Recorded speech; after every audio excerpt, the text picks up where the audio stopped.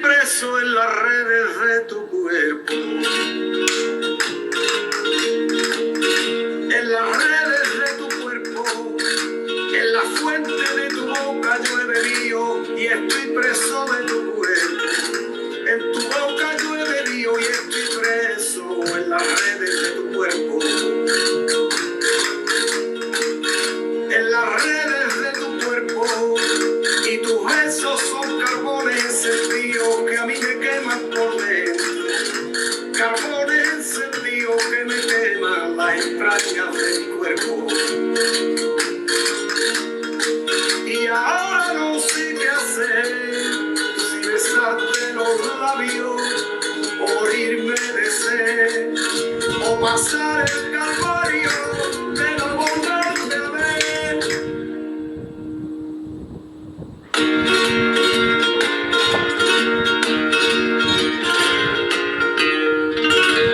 Tus cabellos son barrotes de oro puro que me encierran en la cárcel donde vivo.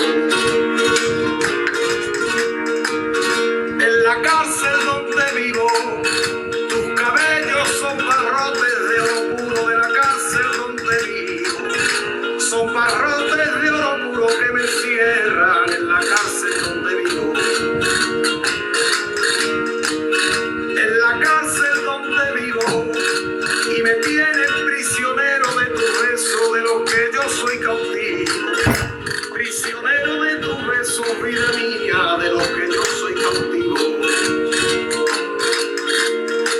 Y ahora no sé qué hacer, si besarte los labios, o morirme de sed, o pasar el calvario de no volverte a ver.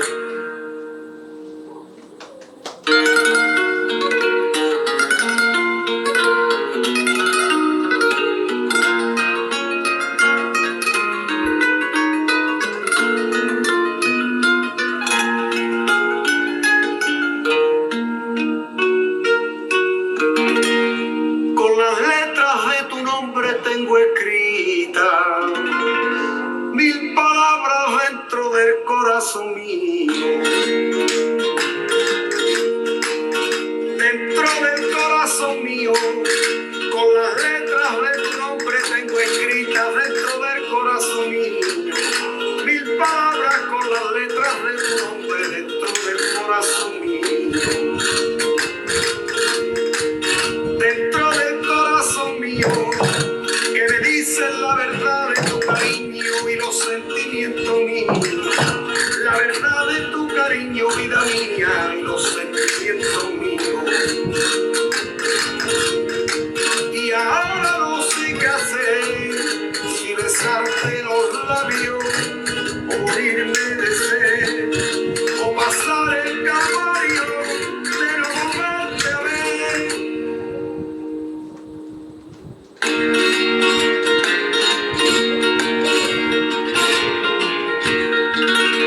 Me adormecen las caricias de tu mano, me enloquecen los latidos de tu cuerpo. Los latidos de tu cuerpo, me adormecen las caricias de tu mano, los latidos de tu cuerpo. Las caricias de tus manos me enloquecen los latidos de tu cuerpo. Los latidos de tu cuerpo, necesito del calor que hay en tus labios, del olor de tus cabellos. El sabor que hay en tus labios, necesito del olor de tus cabellos. Y ahora no sé qué hacer, si besarte los labios, o morirme de sed, o pasar el calvario de no volverte a ver.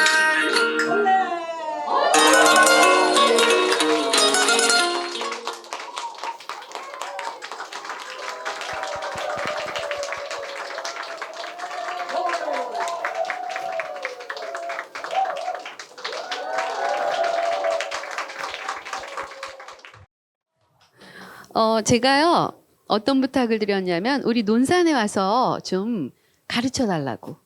예, 그래서 여러분이 원하시면 아마 가르쳐 주실 거예요. 예, 제가 이제 이 프로그램 끝나고 다음 주에 서울 갔다가 추석 지나고 올 거거든요. 그러면 우리 낭독 프로그램도 계속 이어서 하고 또 우리 춤 프로그램까지 함께 배울 수 있으면 참 좋겠죠. 네, 논산이 굉장히 화려해질 것 같아요.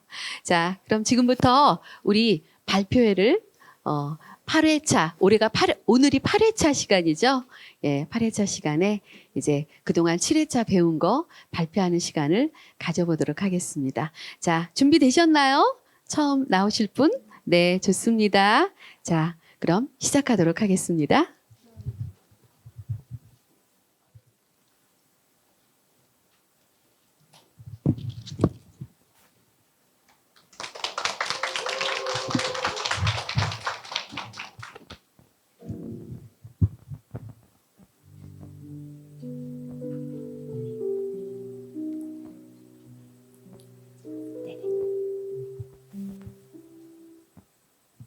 김홍신 장편 소설 단 한 번의 사랑. 천년 동안 내린 빗방울만큼 여기 경치 정말 좋다. 옛날 그대로네. 벚꽃 필 때 우리 여기 왔었는데 이런 산골에 작업실을 갖고 싶다더니 정말 잘 마련했네. 나 그때 사실 강의 빼먹고 나온 거였어. 소영이한테 대신 과제 제출해달라고. 그래서 내가 소영이한테 시울은 몇 날 며칠 그토록 많은 말을 준비하고 연습했는데 전혀 엉뚱한 말이 튀어나와 당황스러웠다. 많이 아프다고 해서 걱정했는데 우리 시울이 여전하네. 창밖을 향하고 있긴 하지만 시선 둘 곳을 모르는 시울의 눈빛이 흔들렸다. 말을 하면 안 되는 무건패라도 걸어놓을 듯한 한동안 방 안에 침묵이 흘렀다. 시진은 미동도 하지 않고 물끄러미 시울을 바라보고만 있었다. 시진 씨, 나 죽는데. 우습지? 시울은 소파 위에 있는 검정 가방을 열어 굵은 대나무로 만든 죽비를 꺼냈다. 대나무 뿌리를 정성껏 다듬어 손잡이를 만들고 마디를 갈아 곱게 손질한 대나무 끝에 솜씨 있게 칼집을 내어 틈새를 벌려놓은 것이다. 죽비는 틈을 벌려놓아 때리면 소리가 커질 수밖에 없다. 절에서 스님들이 참선하다 졸면 죽비로 등짝을 때리는데 그 소리가 잠만 깨우는 게 아니라 마음을 깨우기 마련이다.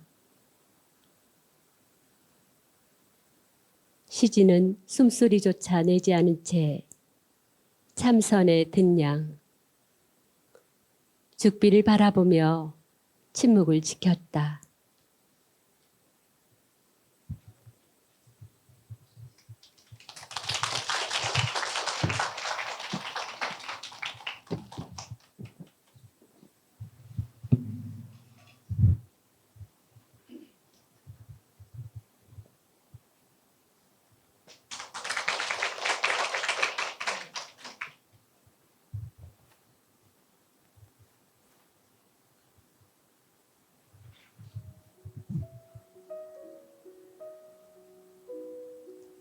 김홍신 장편소설 인간시장.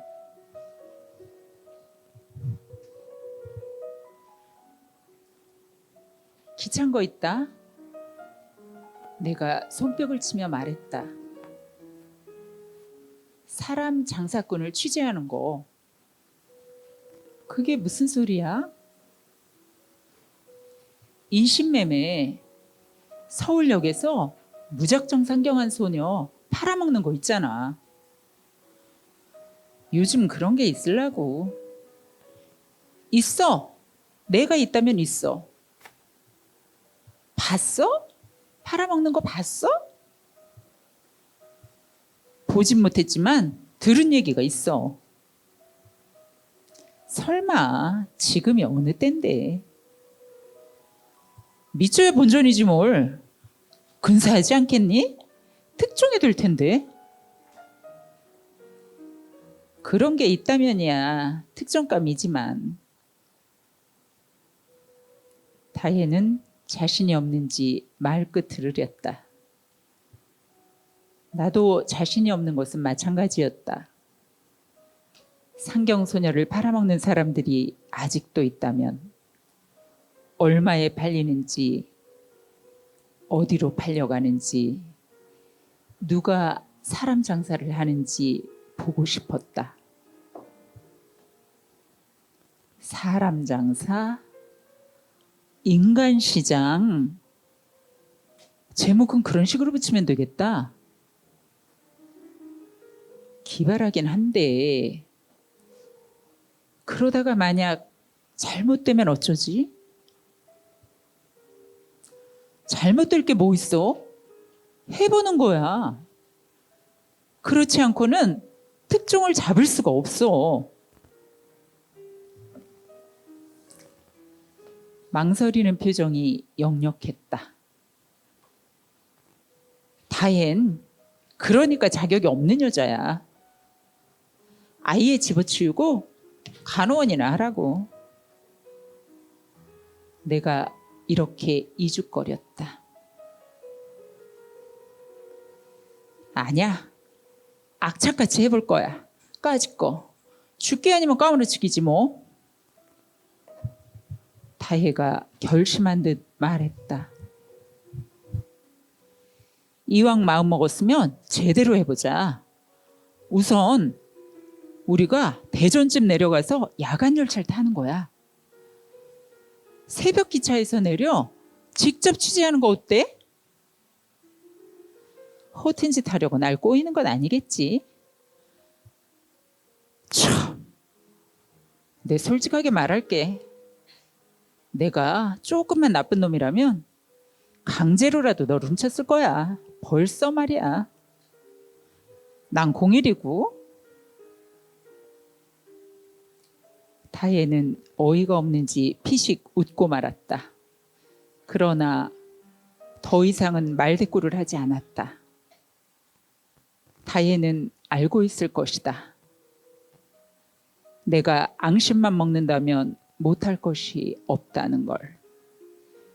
그래서 다혜는 갑자기 얌전해진 것이다.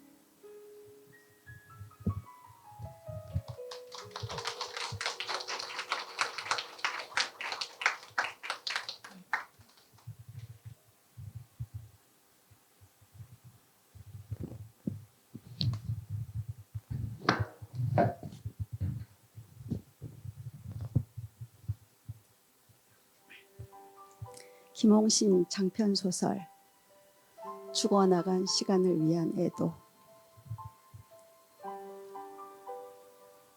무작정 수녀님을 찾아갔다. 어머니를 보살펴 주었던 수녀님은 반갑게 맞아 주었다. 꿈 얘기부터 했다. 그리고 하늘에서 수녀님의 목소리로 복수하라는 명령을 받았다고 했다. 수녀님은 웃으며 고개를 저었다. 하느님께서 그런 명령을 내리실까요? 나는 들었다고 우겼다. 비몽사몽. 꿈인지 생시인지 분명 들었기 때문이다. 가장 아름다운 복수는 용서지요. 며칠 지나 관촉사를 찾아갔다. 스님은 내가 하느님의 음성을 들었다고 내 인생을 망친 자에게 복수하라고 명령한 소리를 들었다고 했더니 소리내어 웃었다. 복수는 제 인생 목표입니다. 행복하려고 복수하는 게 아니라 같이 죽어버리려는 겁니다. 스님은 내 손을 자신의 가슴에 갖다 대고 말했다. 내 심장이 뛰고 있지요? 하루에 10만 번쯤 뜁니다. 기계 같으면 진작에 고장 났겠지요. 우리가 아무런 노력을 하지 않아도 쉬지 않고 평생 이렇게 뛴다는 건 기적이죠.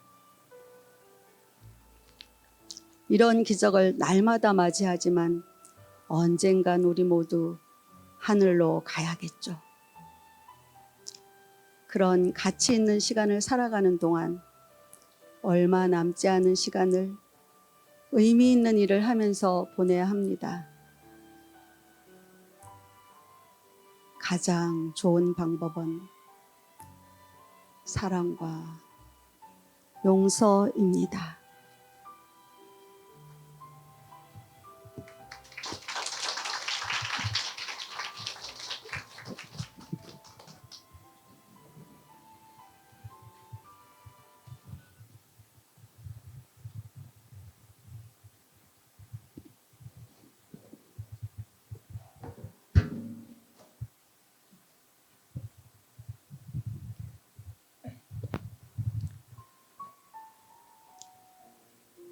나는 지금 잎새마저 밟을 수 없습니다. 햇살 고운 날이면 어디론가 훌쩍 떠나고 싶습니다. 가슴에 자유인이란 이름표 하나 달고 느긋하게 숨도 천천히 쉬면서 말입니다. 잠자리 한 마리가 콧등에 앉아 잠들 만큼 말입니다. 그러나 내 영혼을 태울 수만 있다면, 그래서 굳어가는 내 열정을 말랑거리게 할 수 있다면 한 줌 재가 될 때까지 사랑벼락 한번 되게 맞고 싶습니다. 사랑 천둥 소리도요. 첫설이 흐드러지던 날쌘 노란 은행잎들이 무더기 바람결에 굴러다니곤 했습니다. 차마 밟고 갈 수 없어 급히 멈추었더니 뒤따르던 차량들이 냅다 경적 울리고 덜어는 삿대질도 했습니다. 어찌 그리 고운 무리들을 밟고 가란 말이냐. 이 나이에 구르는 잎새들을 밟고 갈 수 없어 멈추어선 괜찮은 낭만이 그대들과 함께 있음을 왜 모르는 것이냐. 무슨 소용이 있을까마는 허공에다 대고 이렇게 혼자 소리를 해댔지요. 그리고는 허기진 내 영혼을 무엇으로든 채우고 싶었지요. 마르고 말라 갈라터진 목마름의 실체는 알 길이 없고, 그래서 시를 쓰기 시작했지요. 내 영혼의 푸념거리가 이리 많은 줄 미처 몰랐습니다. 그렇거니 부끄러운 대로 세상에 내놓기로 했습니다. 성글더라도 곱게 눈여겨주시길. 김홍신.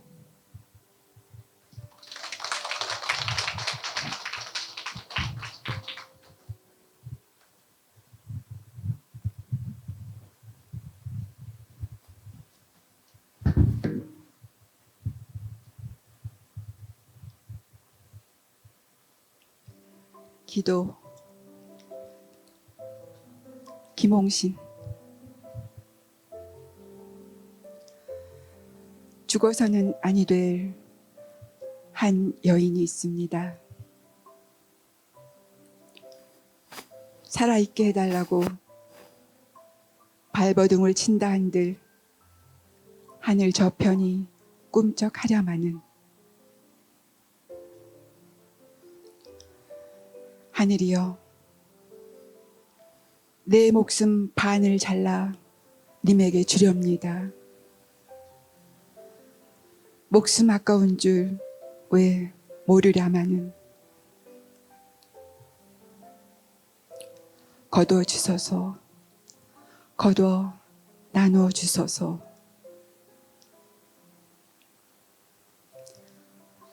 반으로 접은 내 인생 위에 죽어서는 아니 될 님을 얹어 나라하니 사라지게 하소서. 그것만이 두 목숨 살리는 길이니.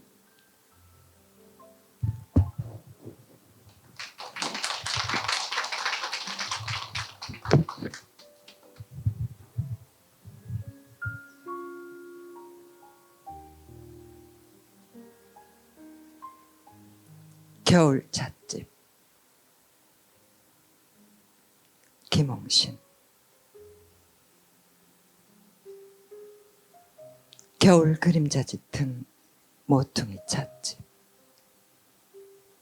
뜨거운 커피 한 잔에도 사랑이 숨어 있다. 애써 덤덤한 표정으로 죽음의 덫을 감추는 미소가 하얗다.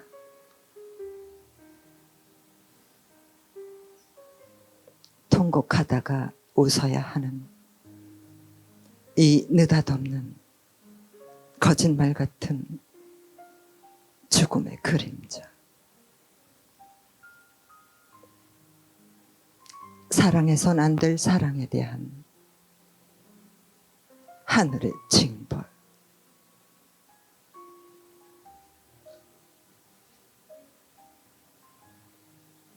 살려준다면 사랑을 포기함하고 맹세를 한다.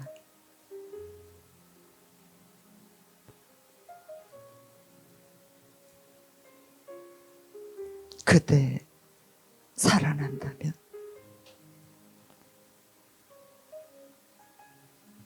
헛맹세인 줄 뻔히 아는 사랑의 포로들끼리 하염없이 밤 길목에 앉아 후루 눈물을 들이켠다.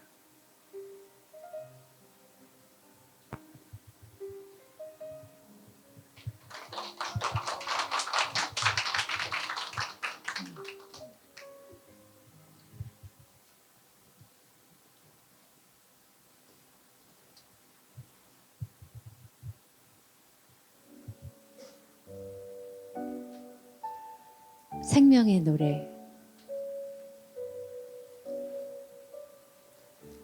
그대 없는 세상을 떠올립니다. 뜰하게 잡초한 잎, 살아있는 생명인데 어찌 뽑을 수 있겠습니까? 철진한 줄 모르는 초겨울 모기 한 마리 귓전을 스치면 순간 손바닥이 올라갑니다.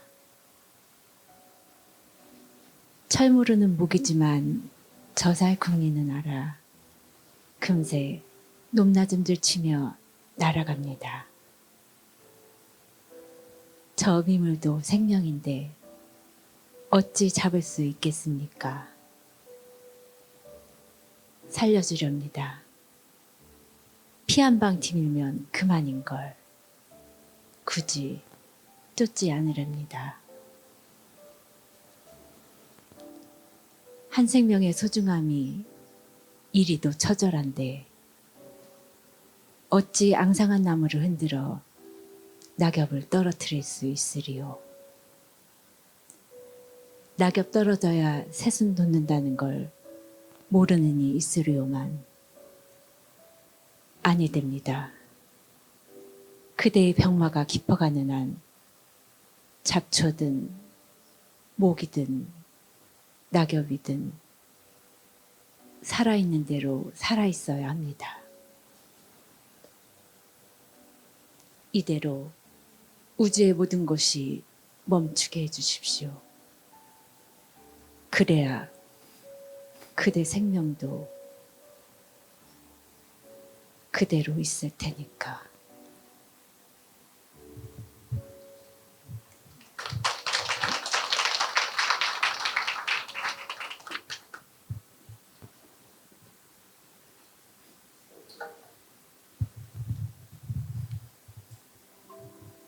좀 떨려요.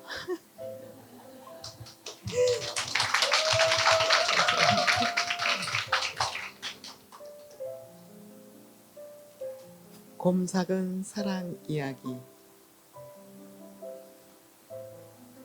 여기 두 영혼이 기대어 서로 허물을 덮습니다.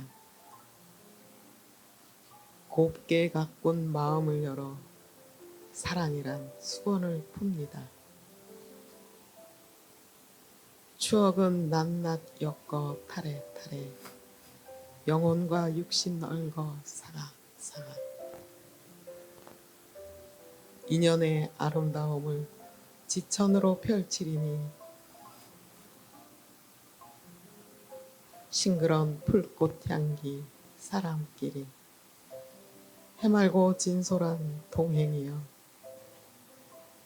하늘에 던져 올린 소망이여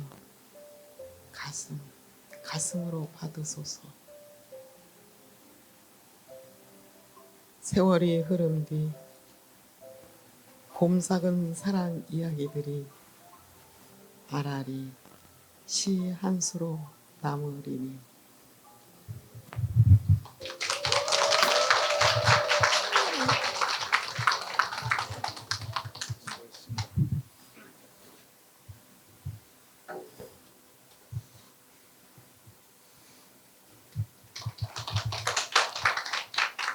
예, 저도 떨립니다.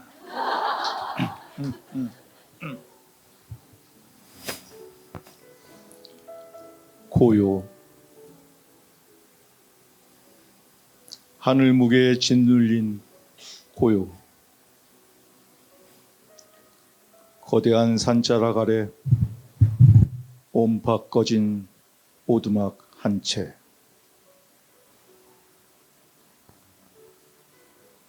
적막하다 못해 십리박 나비춤 사이가 아슴아슴 들린다. 문득 눈 뜨면 나비 닮은 여인이 보살처럼 웃는다. 눈부시어 절로 감으면 호련히 비단 걸음새로 다가선 보살이 새색시 된다.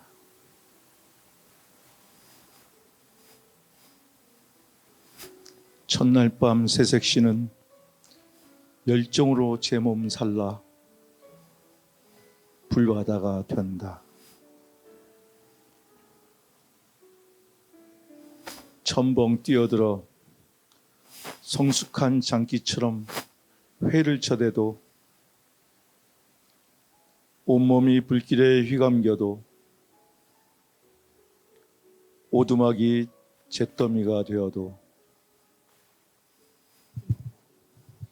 그 두 영혼 고요했다.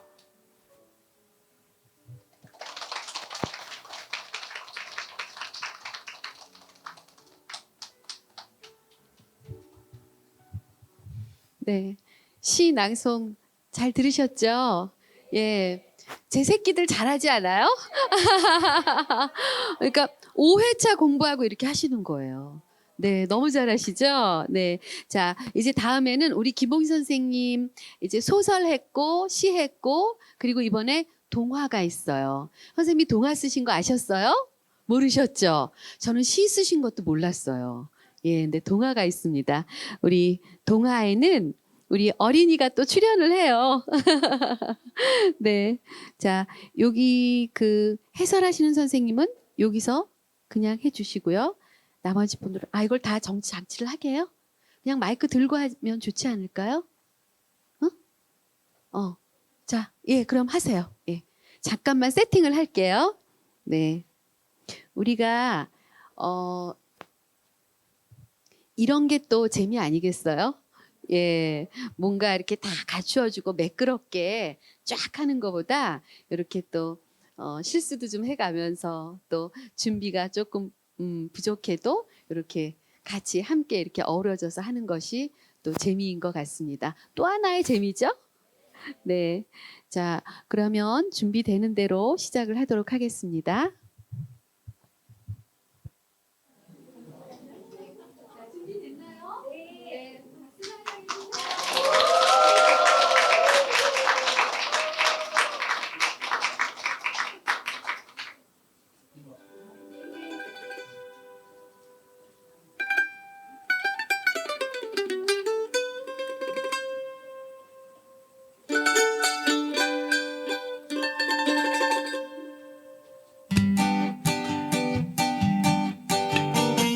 술래잡기 고무줄놀이 말뚝박기 망가기 말타기 놀다 보면 하루는 너무나 짧아.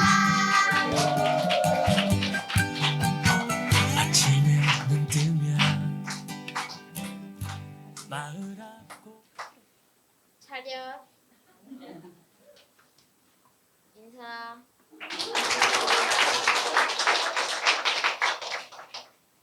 물러가라. 왕딱지 나가신다.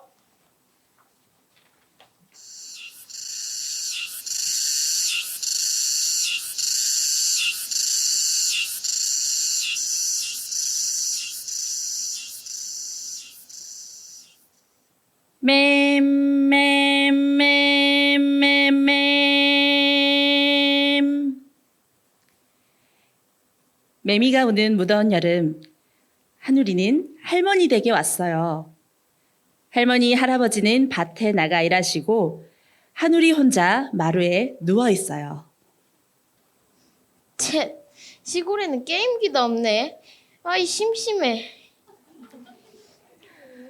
점심때 할아버지, 할머니가 집에 오셨어요. 할머니는 얼른 부엌으로 들어가 옥수수를 쪄주었지요. 어서 먹어봐라. 밭에서 방금 따온 건데 아주 맛있단다. 옥수수는 무척 달콤하고 고소했어요. 한우리가 갑자기 웃어댔어요. 할아버지 모습이 꼭 하모니카 부는 것 같아요. 그러냐? 하하하, 호호호, 허허허. 모두 한바탕 웃었답니다. 하늘아, 아까 집에 오다 보니 공터에서 아이들이 딱지치기 하고 놀더라. 우리도 딱지 센 놈으로 접어서 집에 나가볼까? 할아버지는 벽에 걸린 달력을 뜯어 꾹꾹 힘을 주며 정성껏 딱지를 접었어요. 싫어요. 딱지놀이 같은 건 시시해요. 한우리가 심통이 난 얼굴로 말했어요. 하지만 할아버지가 접은 딱지들을 상자에 담으니 아주 근사했지요. 공터에는 아이들이 시끌벅적 놀고 있었어요. 얘들아, 우리 하늘이도 딱지치기 같이 하자. 할아버지가 한우리 등을 슬쩍 떠밀었어요. 우와, 엄청 세 보이는걸? 아이들이 한우리 딱지를 보고 소리쳤어요.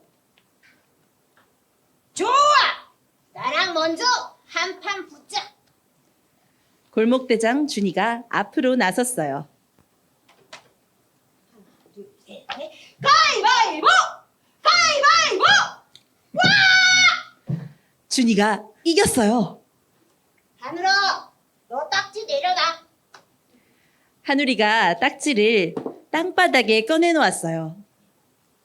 준이가 한 손을 높이 들어 올렸다가 딱지를 힘껏 내리쳤어요. 하누리 딱지가 헐랑 뒤집어졌어요. 다음 딱지 또 내놔. 와하! 준이는 더 신이 나서 딱! 하누리는 걱정이 되었어요. 이러다 다 잃겠는걸?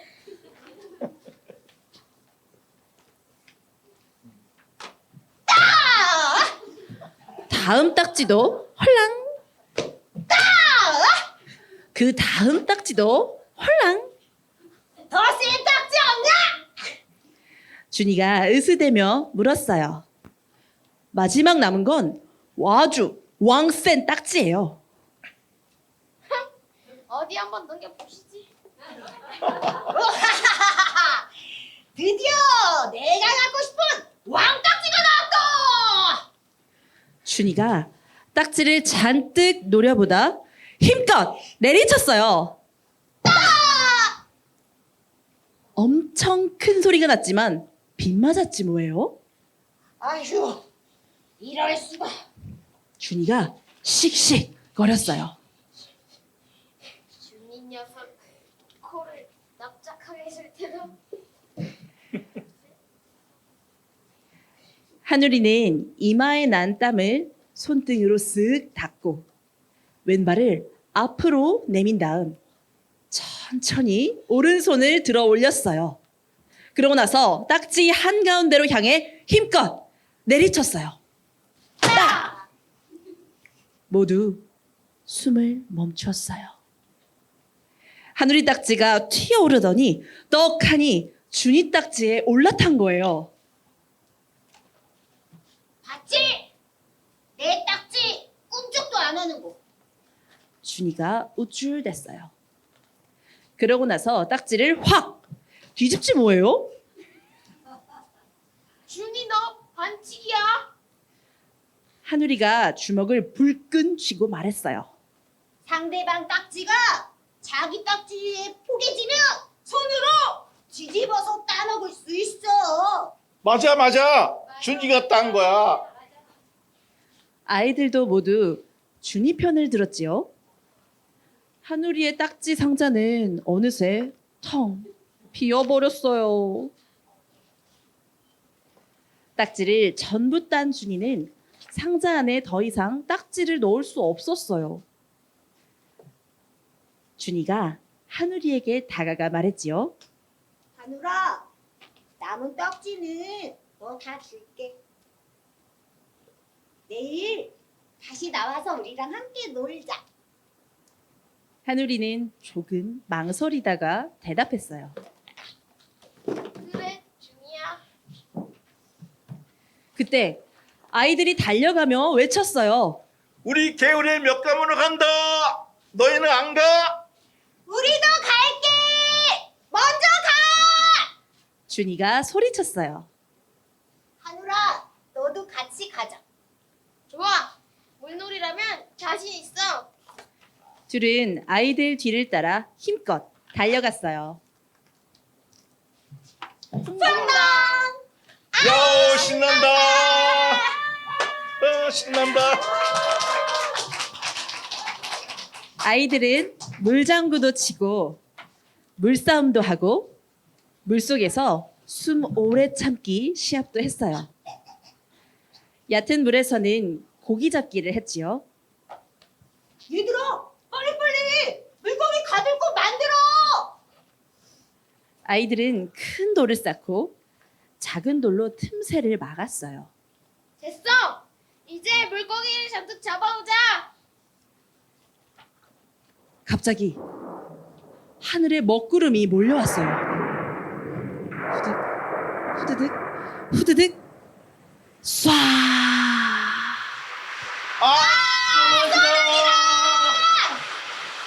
아이들은 재빨리 옷을 입고 뛰기 시작했어요. 모두 우리 집으로 가자. 하누리가 외쳤어요. 그래! 다 같이 하늘이 내려! 하늘이 내려.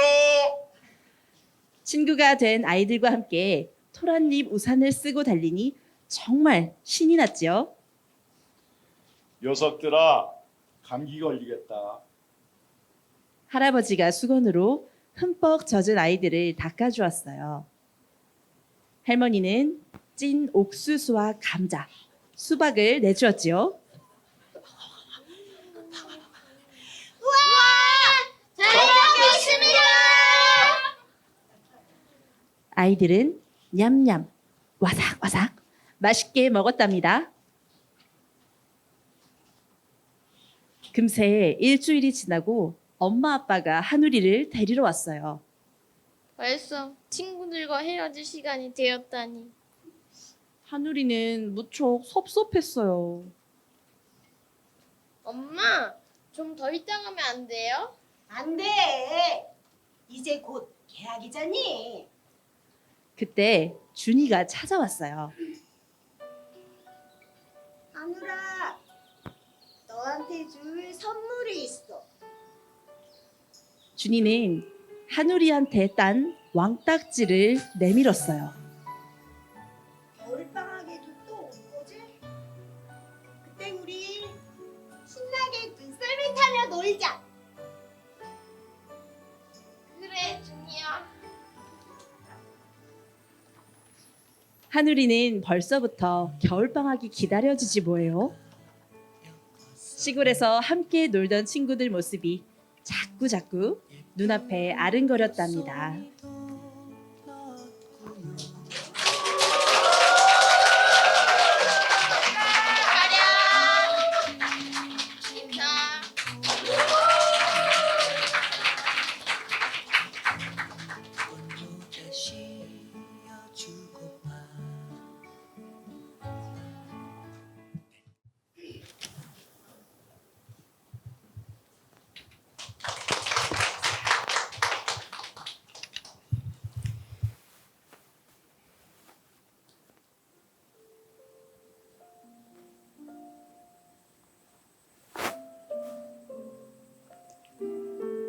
자박자박 걸어요.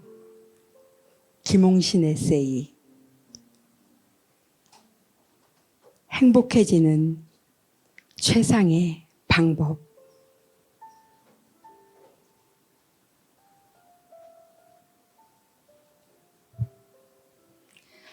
어린 시절 내가 잘못할 때마다 어머니는 종아리 맞을 회초리를 해오라고 했다.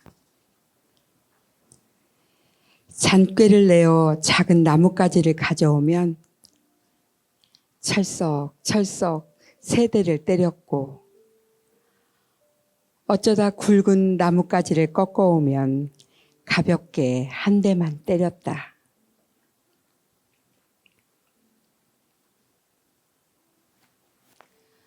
어느 날은 동네 아이들과 어울려 놀다가 그 애들을 따라 옆 동네에 사는 장애 아동을 함께 놀렸다.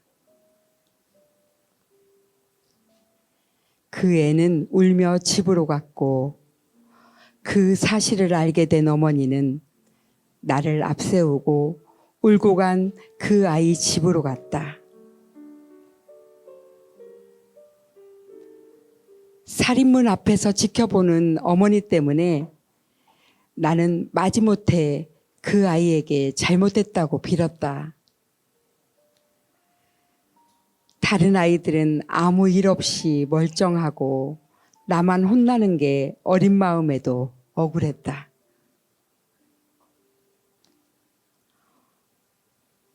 어머니는 영락없이 회초리를 해오라고 했다. 어머니의 심기를 알아챈 나는 꽤나 굵은 회초리를 해다 바쳤다. 회초리를 든 어머니의 목소리는 낮았다.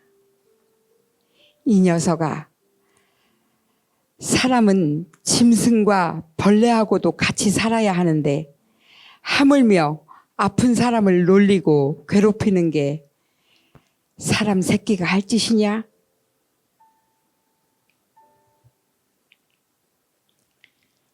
그러더니 어머니는 치맛단을 걷어 당신의 종아리를 내밀었다. 나는 엉엉 울면서 다시는 안 그러겠다고 용서를 빌었다.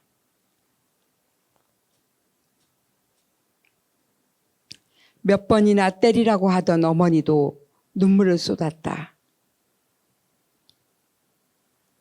어머니는 치맛단을 내리고 내 등을 두드리며 말했다.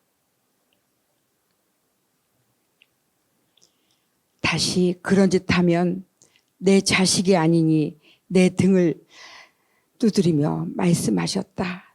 쫓아낼 수밖에 없다. 어머니는 그날 저녁 밥상에 전과 다르게 아버지와 똑같이 계란 반숙과 기름기가 도는 꽁치 한 마리를 내 앞에 놓아주었다.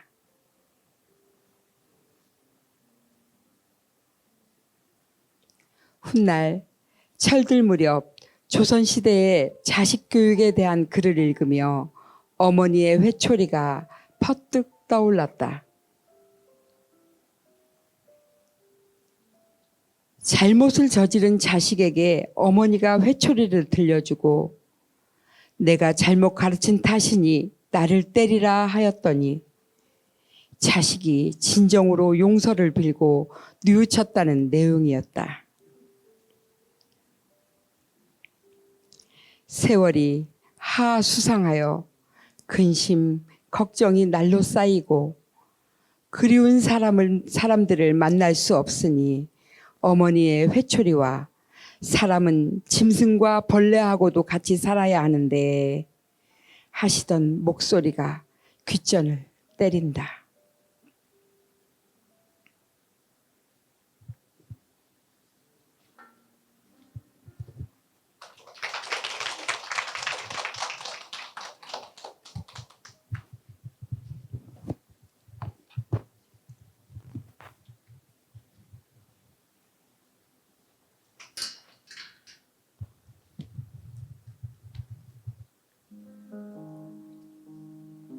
거리에서 만난 스승. 자박자박 걸어요 3장.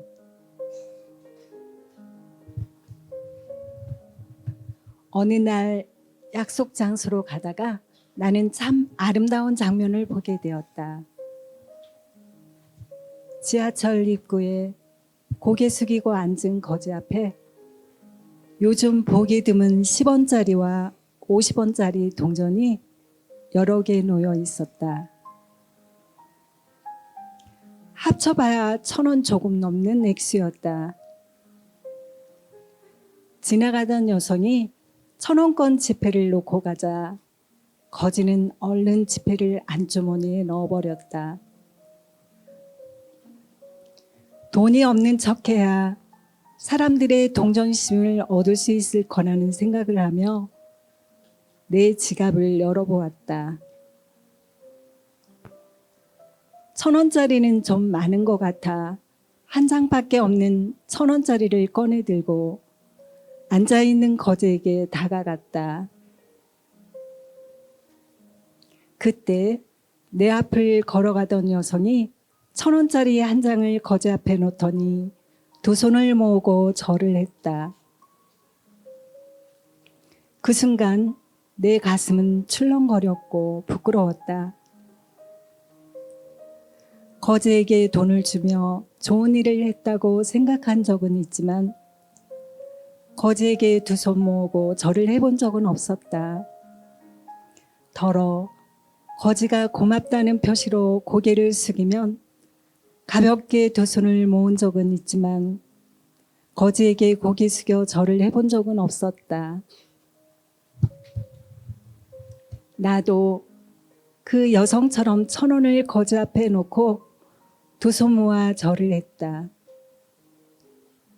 다음 순간 나는 사람답게 사는 법을 알려준 그 여성의 얼굴을 보고 싶었다. 저만치 또박또박 걸어가는 여성을 빠른 걸음으로 앞질러 그녀 앞에 멈춰섰다. 인상이 좋아 보였다. 그래서 용기를 내어 인사를 했다. 그녀는 멈칫하더니 TV에서 나를 보았다며 팬이라고 했다. 나는 따라온 이유를 솔직하게 말하고 내가 쓴 책을 한 권 드리고 싶다고 했다. 나는 따라온 이유를 솔직하게 말하고 내가 쓴 책을 한 권 드리고 싶다고 했다. 지인에게 주려고 가지고 있던 것이었다. 그녀는 곱게 웃었다. 그리고 분명한 어조로 말했다. 말씀만으로도 저는 이미 선생님께서 주신 책을 받았습니다. 책은 지인분께 드리시고 저는 서점에 가는 길이니 꼭 사서 보겠습니다. 선생님을 뵙게 되어 영광입니다. 저는 스승께 배운 대로 그냥 절을 잘할 뿐입니다. 나는 그녀에게 두 손을 모았다. 우리의 짧은 만남은 그것뿐이었다. 이름도 모르고 길에서 다시 마주쳐도 기억할 수는 없겠지만 그날 밤 내 창작 노트에는 그녀가 내 스승이 되었다.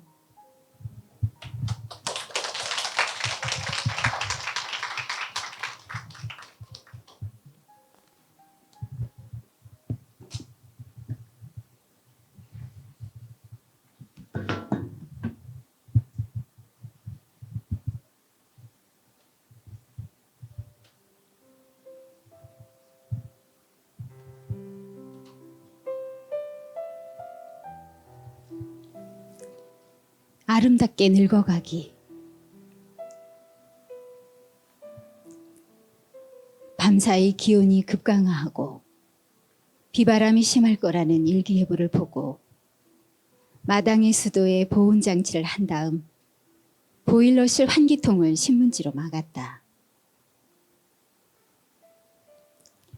추위가 닥치기 전 소나무 아래 늘어놓았던 동양난을 다용도실로 옮기고 다른 화분은 볕이 잘 드는 거실로 들여놓고 유리창엔 뽁뽁이를 붙이고 커튼도 바꿔야 한다. 아침에 일어나 마당으로 나간 나는 가슴에 싹 찬바람이 부는 느낌을 받았다.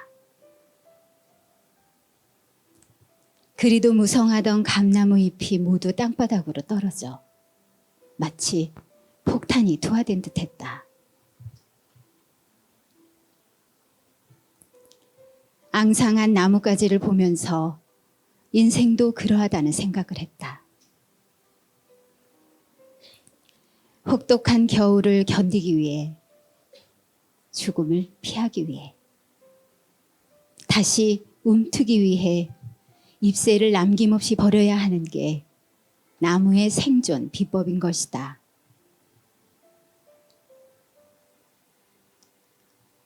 고통 없는 인생이 어디 있으랴.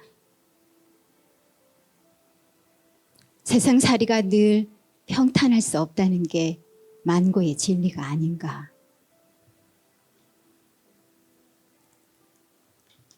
그래서 붓다와 예수의 가르침에 영혼의 상처를 다스리는 비법이 있는 것이다.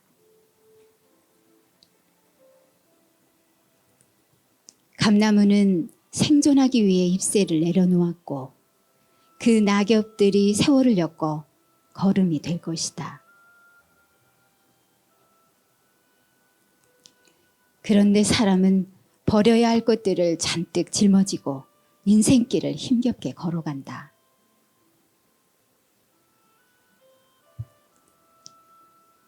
나 또한 이런 말을 할 자격이 없을 만큼 무거운 짐을 잔뜩 짊어진 채 힐끔힐끔 남의 등짐을 부러워하고 있다는 걸 알아차렸다.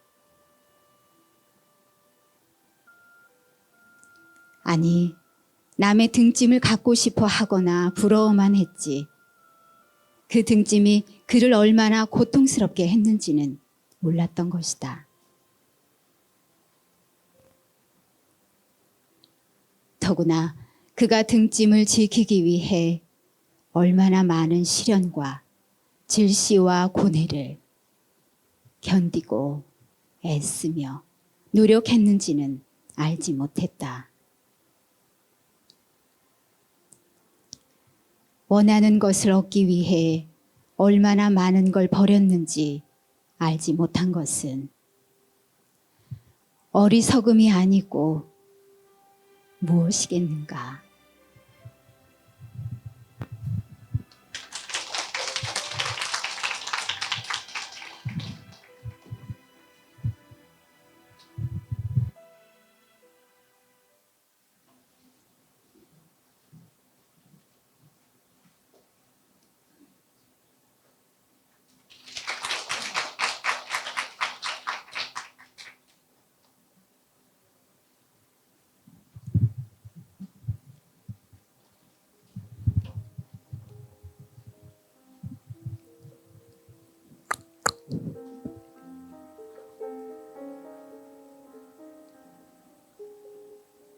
나는 누구일까?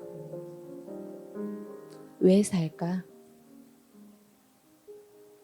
어떻게 내 마음을 다스려야 할까?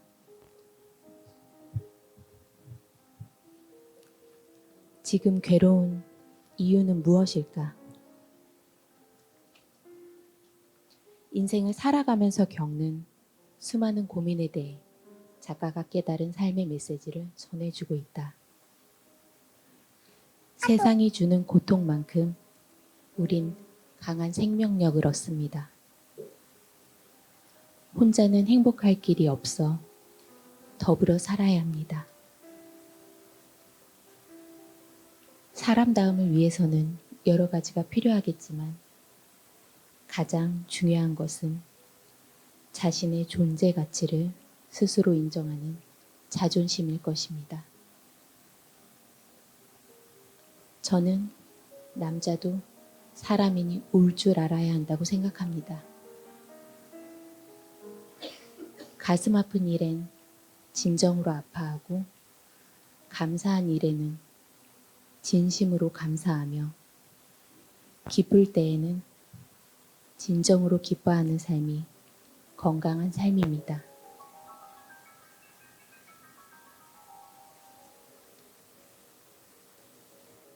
김홍신의 인생 사용 설명서. 행복은 누리고 불행은 버리는 것입니다. 기쁨은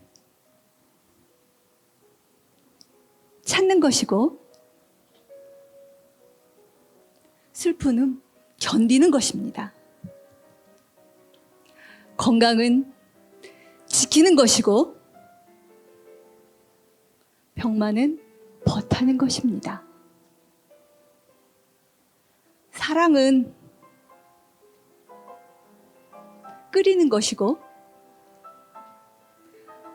마음은 삭히는 것입니다. 가족은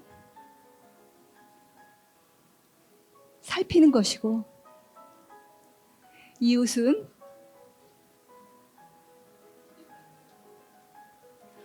어울리는 것입니다. 자유는 즐기는 것이고 속박은 날려버리는 것입니다. 웃음은 나를 위한 것이고 울음은 남을 위한 것입니다.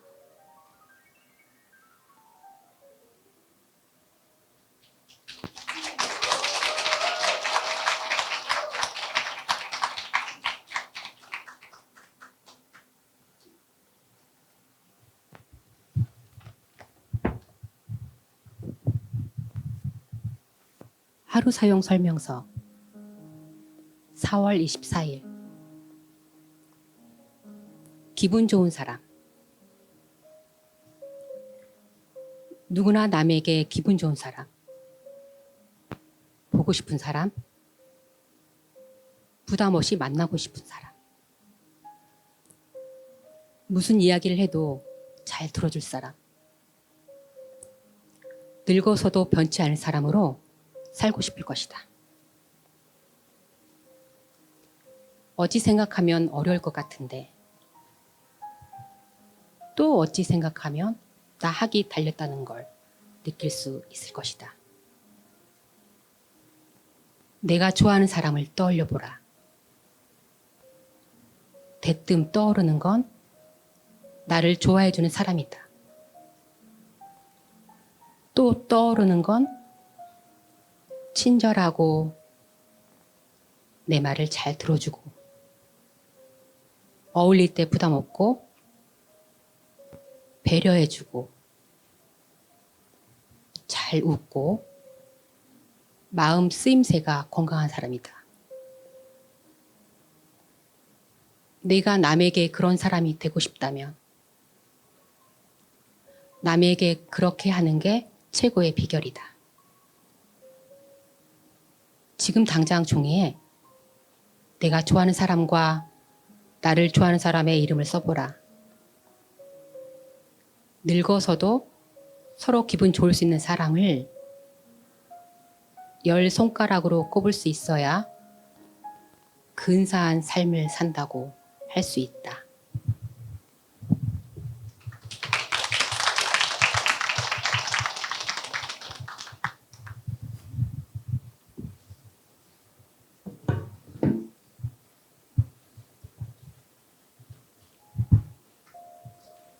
김홍신의 하루 사용 설명서 1월 2일 버킷리스트. 죽기 전에 꼭 해야 할 일이나 하고 싶은 일을 적은 목록을 버킷리스트라고 한다. 아마도 자신의 버킷리스트에 여행을 빼놓는 사람은 거의 없을 것이다. 흔히 여행을 인생과 비교하기도 한다. 여행은 낯선 곳을 찾아가 즐기거나 어울리거나 편안해지는 것이기에 대체로 선호하기 마련이다. 하지만 막상 여행지에 도착해서는 기대한 풍광과 달라 실망하기도 한다. 인생도 그렇다. 인생은 열어보지 않은 선물 상자 같아서 기대한 것보다 많이 얻어 기쁘기도 하지만 의외로 실망할 때가 많기도 한 것이다. 다리가 떨릴 때 여행을 하는 게 아니라 가슴이 떨릴 때 여행을 해야 한다. 이는 나이 들어 여행하기 힘들 때보다 기운이 팔팔할 때 여행하는 것이 좋다는 뜻이기도 하고 가슴이 떨릴 만큼 감동받고 세상을 여유롭게 바라볼 수 있는 게 젊음이라는 뜻이기도 하다. 버킷리스트에 여행보다 더 소중한 걸 적어야 한다.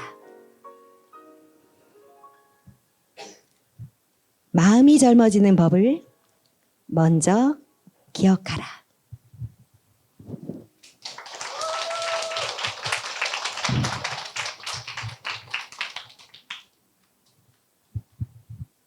자, 이제 조명 전체 주세요. 네. 여기 앞에 무대 말고요. 네, 전체 조명 주십시오. 이 대발해가 제 순서인데요. 제가 앞서서 우리 제 새끼들, 예, 제 새끼들 바라보면서 지켜보면서 느낀 게 참 많습니다. 다들 리허설 하느라고 너무 고생했고 우리 특히 마루, 예, 너무 예쁘죠. 예, 김홍 선생님은 소설도 굉장히 많으시고 수필, 또 시, 동화까지 이번에 그 겪어보면 안다까지 제가 알기로는 139편인 걸로 알고 있어요. 책이. 예, 그 정도로 많이 쓰셨고요. 그런데 대발해가 참 이렇게 그 선생님 스스로가 굉장히 힘들게 쓰셨는데 그 쓰신 만큼 많이 알려지지가 않았어요. 그래서 그 대발해 중에서 제가 정말 명문장이 있거든요. 요거 명문장 짧으니까 요거 하나만 제가 낭독을 하도록 하겠습니다. 신하가 황제에게 아뢰는 말이에요. 천하를 다스리려면 물과 같아야 하옵니다. 물은 만물에게 두루 베풀지만 다투는 일이 없고 사람들이 싫어하는 낮은 곳에 위치하옵니다. 세상에서 가장 연한 물이 세상에서 가장 강한 쇠와 돌을 다루고 스스로 모양을 갖지 않아 작은 틈새까지 자유자재로 스며드옵니다. 명문장입니다. 네. 여기 2층에 가면 대발에 그 앉아서 잠깐 뭐 한 5분 정도 비디오가 나와요. 그거 한번 보시고요. 거기서 제 목소리가 울려 퍼져요. 네, 한번 들어보시고요. 오늘 지금 서울에서 각처에서 이렇게 많이들 오셨는데 여기 논산에 늘 계신 분들은 이곳에서 언제든지 오셔서 이렇게 보실 수 있지만 먼 걸음 하신 분들은 기회가 많지 않으니까 이 프로그램 마치고 올라가셔서 한번 보시면 좋을 것 같습니다. 오늘 사실 이 그동안 8회차 수업을 들으신 분들의 수료식을 하기 위한 퍼포먼스였어요. 그래서 서울 공연팀도 오시고 또 춤도 춰주시고 그렇게 해서 여러 가지를 프로그램을 진행했는데요. 이제 대표로 수료증 한 분만 먼저 제가 우리 그 대표님께서 시사 한 분만 해주셨으면 좋겠어요. 우리 김홍신 문학관의 대표님이세요. 여러분 박수로 환영해 주세요. 네. 김진양님 계세요? 김진양님? 네, 앞으로 나오시고요. 제가 낭독하겠습니다. 수료증 전달해 주시면 감사하겠습니다. 여기 서시고요. 네, 이쪽으로 오세요. 네, 제가 수료증 읽겠습니다. 네. 수료증 성명 김진양, 교육 서혜정 낭독교실, 기간 2024년 7월 23일부터 8월 20일. 위사람은 김홍신 문학관 서혜정 낭독연구소 낭독교실 8차 과정을 수료하였기에 8회차 과정을 수료하였기에 이 증서를 수여합니다. 2024년 8월 20일 김홍신 문학관장. 네, 축하드립니다. 네. 사진 찍을까요? 자, 수료하신 모든 분들 앞으로 나오실까요? 예, 대표님도 같이 사진 찍으세요. 네.